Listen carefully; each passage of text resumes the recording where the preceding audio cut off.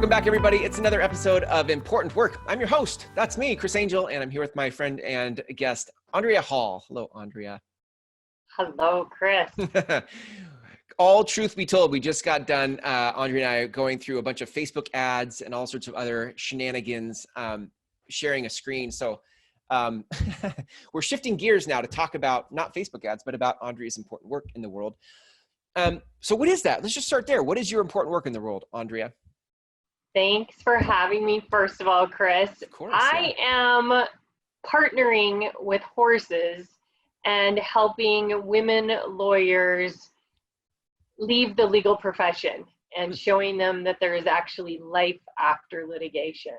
So what? Yes. What? How? What? I thought once you had your license, like you're in, you're a lifer, you're like in for life. Yeah, Did they let you out?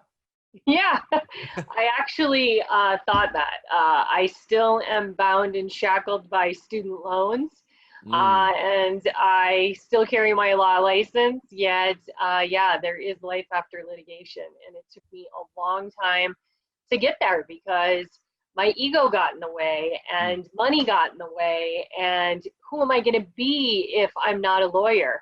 In fact, I was just talking to one of my girlfriends who I went to high school with, and she is watching my podcast, Outlaw, and she said, oh my God, like that's how I feel. She said, I worked my way from, Midwest, North Dakota, all the way out to LA. I'm now, this high producer at NBC, and I'm dying from Lyme disease. And yet I'm like holding on to this death grip of my career because if I leave it, who am I going to be? It took me so long to get to this place, and yet I'm dying from this disease, yet I'm holding on for dear life because this is my identity. Wow.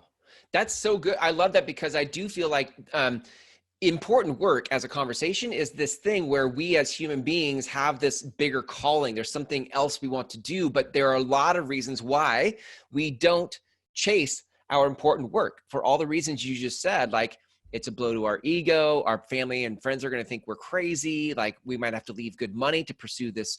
I don't want to just do a passion project, right? Like, but yet there's this bigger calling that's welling up for people. How did you get through that? How did you move to the other side of all of these concerns? Well, the biggest thing for me was that I was diagnosed with a brain tumor. And that was really my 2x4 upside my head. Yeah, totally. Prior to that, it was this waffling, right? Do I stay or do I go? I'm miserable, yet this is what I wanted to do for all of eternity, right? Like I grew up thinking this is what I was going to do. And then you go, and I have bills to pay, and I have student loans, and your family's going, you're really good at this. Like, why would you give that career up? And, then, like I said, your ego, and how do I start another career when this is the only thing that I've ever done? And do I want to go back to eating ramen noodles and macaroni and cheese and give up the lifestyle I had? And so there's all of this stuff, right? Wow. So it was really this journey of 3 years of following the breadcrumbs and going, okay, like what's next? And then for me, ultimately, it was the brain tumor. And I went, okay, like I got the pebble before I got the stone, and I got the stone before I got the 2x4, yet my rational conscious mind kept saying, yeah, you can't do this, right? Until I had that bomb and I went, okay, I got it loud and clear, like the 4-alarm fire. Yeah. And I said, okay, if I survive and it's not cancer, like no shit, no kidding, I'm doing something different. Yeah. And that for me was really the wake up call. And unfortunately, I think there's a lot of people that get to that place, right? Like I'm not the only one that's walked down that road. And I hear it daily on Facebook in the women's lawyers groups that I'm with, the struggles that they're in, yet they're holding on for dear life. Like my hair's on fire, and we're just fanning the flames, right? Like, it's okay. My hair's on fire, but it's okay. And I'm like, is it going to take something drastic for you to finally go, okay, no shit, no kidding, I got to do it. Like, it's life or death. And that's really what it was for me, because I know even now, every time I have to go to court, because of course, starting a new business, you don't jump off the cliff and you're not lucrative, right? So It's running over here and doing this and still running over here and doing that. And physically, my body responds every time I have to go to court. Wow, interesting. My breathing pattern changes, my heart rate changes, my voice goes up 3 or 4 octaves, and I turn into this tiger, and I'm ready to, slit your neck with, a knife, and it's just, Yeah. And I go, what am I doing? Like, how come I'm physically killing myself? For what? Yeah, right. What do you notice? So when you think of other female lawyers, what is it that they want? What do you really want? What did you really want in life and a career? Well, the biggest thing is they want to reduce their stress. Yeah. They want to feel like they're able to say no and have boundaries. And they want to have fun in their life again. And they want to be selfish. And I did not have some of those things. Yes, I was at the height of my career. Yes, it was amazing. Yet I wasn't married. I didn't have kids. My health and my mental wellness was going down the shitter at 100 miles an hour, right? Yeah. And at the end of the day, I don't get Christmas cards. Nobody sends me baby announcements. Hell, I'm lucky if they pay their bill. Right. So tell me, how did you got the 2x4, and then you made some changes, and then you were like, okay, here I am. How did you find your important work? How did you decide what was next for you? Well, really, while I was struggling before I was notified of the brain tumor, I was really figuring out like what was next for me, because it was the first time in my life that I had no clue what I was going to do when I grew up, right? Like the only thing I ever wanted to do was be a lawyer. And so I got actually introduced because people knew I loved horses, and they said, hey, you should go talk to this lady named Tara. She works with horses too. And I was like, okay, sure, no problem. So I went and met with her, and she was trained in a different modality. However, what happened for me was that the minute I stood in front of the horse, my world completely disappeared. Like I dropped back into my body. My heart rate and breathing pattern actually changed. And I was like, oh my God, I'm like in my body, I'm grounded, I'm centered. Wow. And so I went, this is the ticket. Like I can combine my love for horses and my ability to help people that are running around with their hair on fire before they have a brain tumor, right? Right, yeah. And I can help people. It just looks different than what I was doing, right? Like as a lawyer, I was helping people in the criminal justice system.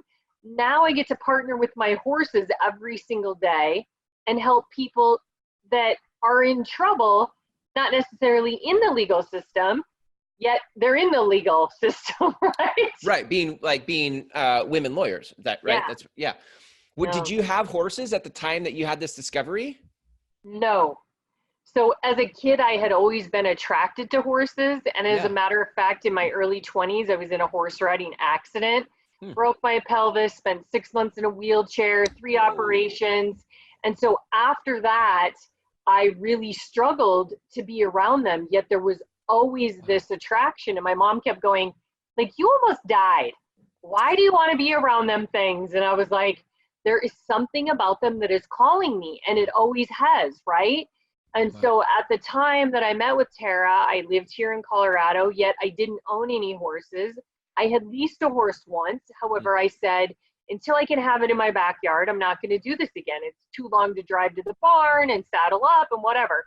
And so at the time that I started participating and getting certified as an equine gestalt coach, I didn't own a horse. Now I have 9. Wow. Wow. That's amazing. I love the, I feel like sometimes, almost all the time, when you're stepping into your important work, there are these things where you don't always know how it's going to work. You didn't have a horse.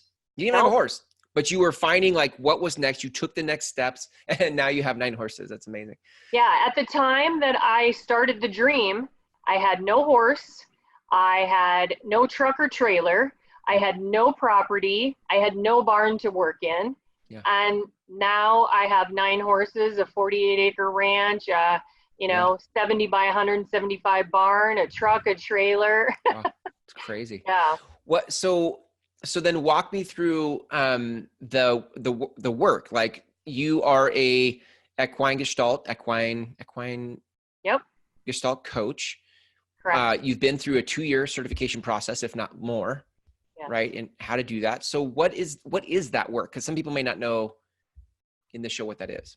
So I co-actively partner with a horse to help people heal things that are keeping them stuck from what they want in the present moment. So they may come to me and say, I'm struggling with my business. So that's what's going on here in the now. Yet I figure out what happened in the past that created a limiting belief, a fear factor, something that was a traumatic moment in their life that created the lightning bolt moment, right? Mm-hmm. That then stops them every time they go to move forward. So I had a client, she'll be with me next week. However, a couple weeks ago, we had a session and she is struggling in her business. And so when it really got down to it, she's 5 years old. She's standing in the kitchen and she can hear her father, who happens to be a brain surgeon, on the phone talking to a colleague. And all she heard was, if you don't get this right, someone's going to die. Wow. Well, that's true. If someone's doing brain surgery, right? If you don't get this right, somebody could potentially die. However, she's a lawyer and owns a mediation business. Wow. So no one's going to die if she doesn't get it right. However, every time she goes to take a step forward, her 5-year-old pops up and goes, you don't get this right, someone's going to die, and she freezes. Wow. So she's struggling in her business. And once we got to the place and she went, oh my God, it's my 5-year-old who's stopping me. And we could have a conversation with the 5-year-old. Now, if she goes to take a step forward and she hears that, she goes, it's okay, you're safe, no one's going to die, right? Right. Yeah. And then she's able to take a step forward. But prior to that, she had no clue what was stopping her. She just knew she was getting stuck, but it didn't even dawn on her that that's why she was stuck. Yeah. And that happens so many times in relationships and communication and jobs, whatever it is, that what we want here and now in the present moment, if we don't have it, more than likely it's as a result of something that happened in our childhood that's keeping us stuck. One of the things I love about the Gestalt work is, we all have our own answers. So you listening to this wouldn't even know what that's going to be. It may not be your 5-year-old self. We don't even know what that is. But what's cool about partnering with the horses and moving through the Gestalt stuff is that you actually, and I actually haven't done it, so I'm speaking from all the interviews that I've done with all of you guys through the Touched by Horse program, but that we get to find our own answers for what it is that holds us back. And I think that's what's so different about this work versus typical coaching work is going to come from, typical coaches are going to come from, I have a thing and you can do my thing, but this is always about sourcing your own answers, right? Yeah, I'm a firm believer that I don't hold the answers. Mm-hmm. I literally hold a mirror, not physically. However, my job is to hold a mirror up for you to see the reflection within and discover the answers. Because what happens is the conscious mind gets in the way of what the subconscious mind already knows, right? In fact, I was an interview last week with a magazine, and I was talking about what I flippantly said to the insurance company, which was, I'm going to add you to the list of people I sue when you find out I have a brain tumor and you're sending me to physical therapy. And I hung up the phone.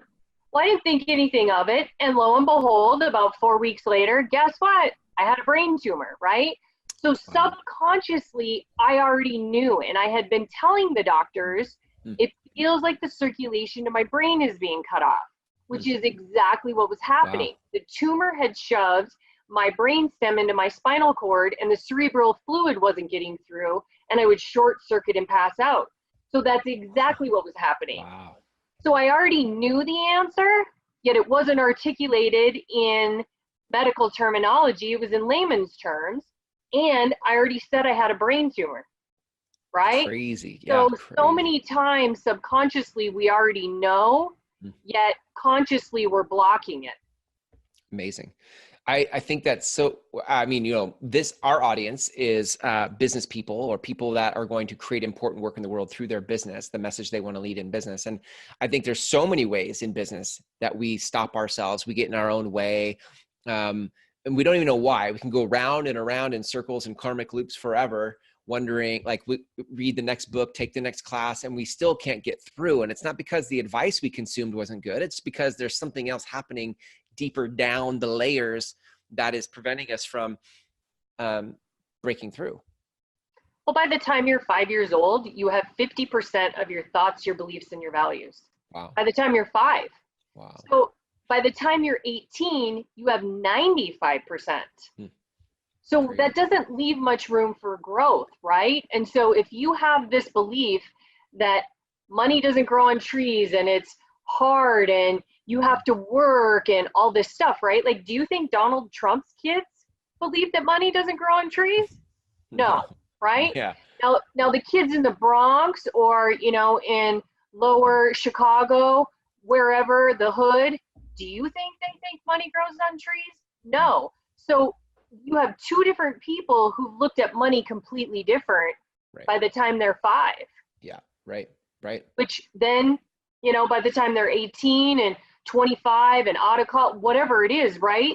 You see where that barrier keeps you stuck, and you can read all the books you want, yet how do you change that thought process? So what happens with the horses is we have an experience that creates new neural pathways in the brain, which then go, hey, I can now respond versus react to that. Wow, it's amazing. If I put this in the context of women lawyers, I would imagine, right, there is something that, like, one of the things I love about what you've been doing through your show Outlaw is just like you're putting on loudspeaker what a lot of people think and feel. Right. Like, and you've already done it in this show. Like in the beginning of this conversation, you were talking about the way what it feels like when your hair's on fire and all that. I think that if I were a female and I were a lawyer, I would have all sorts of thoughts about what I really wanted in life and what I have to put up with in my career. I mean, as a dude, as a guy, I already had that in business and in my previous careers. And I think there are all sorts of limiting beliefs and excuses for why I can't take that on. And at the end of the day, that I'm the one who pays the price, or you listening to this are the one that pays the price for not taking the initiative to figure out what it is you really want and then finding a path into that thing. And that's why I love this is the work you do. This is the important work that you get to help people cross over in, right. Andrea. So lead me with this. I mean, I want to know, obviously I want people to be able to reach out to you, but before that, like, give me some advice or some perspective on, like, if I'm somebody listening to this that's wanting to take on more important work in my life that is more fulfilling for me, where do I start? Like, what do I do? Yeah. So I offer free 30-minute exploratory sessions for us just to chat and see if we're a good fit, to see if I have something that can help you really get through and see that there is life after litigation. Because like I said, so many times the women that I see struggling in the profession are staying even though they're miserable and their hair is on fire. Not because they're happy, yet because they need to. They're a single mom, or like I said, the ego, the fear, the money, whatever it is, right? Like, we're keeping up with the Joneses, so I'm gonna have to give up my Lexus and go back to driving a Honda, whatever it is, right? Yeah, right.